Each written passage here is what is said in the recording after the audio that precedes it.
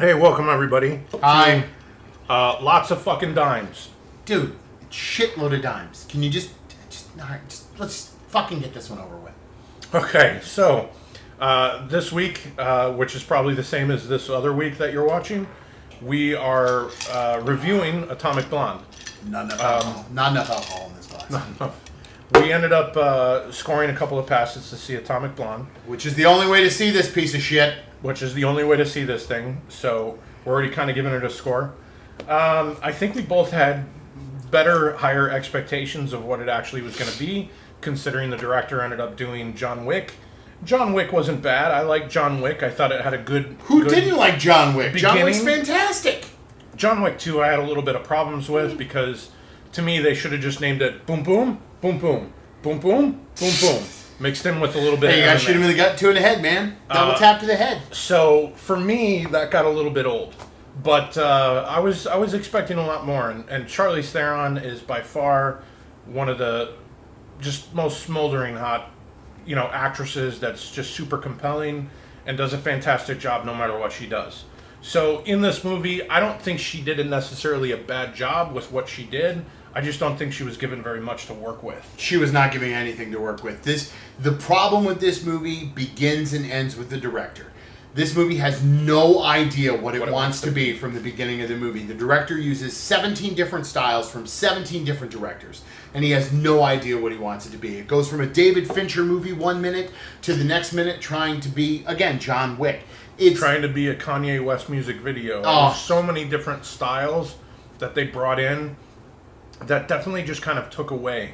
There were constant montages that happened in there. We're gonna need a montage! Yeah, lots of montages, and unnecessary montages, for sure. Yeah, just completely unnecessary. It's got a great cast, that's the problem. Sophia Boutella, James McAvoy, Charlize Theron, sorry, a little bit drunk, folks. John Goodman. John Goodman is in it. A fantastic cast, and yet it just sucks. It's so boring, and it's so fucking confusing. It put too much style into the movie and less substance, and I think when they finally revealed what its substance was, it just felt like a poor attempt to say, I'm Kaiser Sose. So let's break it down. So the movie takes place in 1989, right before the fall of the Berlin Wall. Charlize Theron plays a rogue, an agent of MI6 who is sent to Germany to try to track down this list. The knock list from Mission Impossible 1, by the way. Right. They're trying to find the knock list. They don't know who has it. It's a game of cat and mouse. Her boyfriend is killed. Blah, blah, blah, blah, blah, blah, blah, blah, blah, blah, blah. There's a twist, M. Night Shyamalan ending, and it's fucking over. During this movie, there was a lightning storm.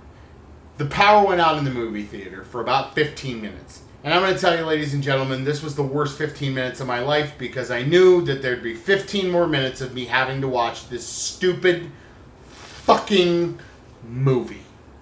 It was terrible. So, Matt, let's talk about the soundtrack. Yeah, so the soundtrack was one of those things where I truly actually liked it. Like I saw the other day that they're putting it out on vinyl, and I'm a big vinyl collector, so I like the soundtrack a lot, and I really want the soundtrack. However, the soundtrack I was so aggravated with where the soundtrack came from. The movie takes place in 1989. 89. The majority of the songs, with the exception of like Ministry Stigmata, all started in like 1981, 1982. So they were playing a soundtrack. Now, the argument that everybody gets to me as well, that the Germans are so much further behind than the rest of the world. Bullshit. They didn't have to play songs that came out in 1981, 1982 for a movie that was supposed to take place in 1989. Did we need 4 different versions of Nina's 99 Luftballons? No, we didn't at all. No. Good song, but didn't need to be replayed, Seriously, they played it 4 times. 4 times, and then 4 times. Maybe 3, but possibly 4 times. And then they also did Till Tuesday's song as well. Oh, yeah, they played Till Tuesday. Which one was that? Voices Carry. Voices Carry. That was at least 2, maybe 3 times. That was at least 3 times. So the only redeeming quality of this movie, in my opinion, was the fact that Charlize Theron's naked in it a couple of times, and she has a nice lesbian scene with Sophia Boutella, which is fantastic. The action I will tell you that there is one sequence in this movie that is worth watching it on Netflix or Hulu, wherever it comes out. For sure. There is is it 14 minutes? 12-minute. There's a 12-minute one-take action sequence, which is actually, it's stellar because it's one of the few times in an action movie where you see the hero actually get their ass kicked and they're kicking ass at the same time, and it was actually really good.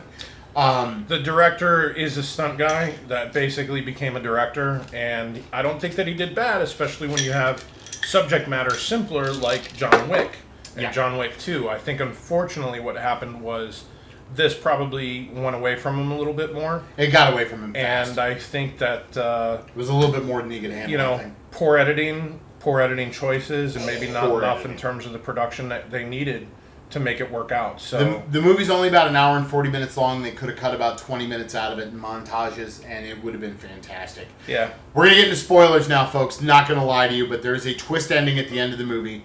And I pride myself in the fact that I can spot spoilers pretty early on. I mean, I saw the ending of The Sixth Sense coming about 30 minutes into the movie. I leaned over to Matt about halfway through the movie and I said, you know what's really bothering me is the fact that Charlize Theron's accent keeps dropping out. She goes from English to American about 4 or 5 different times, and it was really, really pissing me off. And I called it. And Matt said, you know what, maybe it's intentional. Well, big surprise, that's the twist ending. She's a secret American agent who's been setting up this entire elaborate scheme from the jump. It was kind of like, it reminded me of Victor Victoria. Did you ever see Victor Absolutely, Victoria? It was Victor Victoria. It was Blake Edwards' movie, Victor Victoria. Fantastic. Love that movie. It's a really, really good old Better movie than this with Julie piece of Andrews. Julie Andrews just as hot as but anyways, it's a woman who is pretending to be a man who is pretending to be a woman. Fantastic. And in this movie, it is a British agent pretending to be a double agent, American agent, or a Russian agent. Yeah, a double agent who's an American agent. Who's give a fuck? Who cares? No one cares. And by the end of the movie, it's just pointless. There's a gratuitous action sequence that's tacked on to the end, and then an airplane ride with John Goodman, and nice knowing you.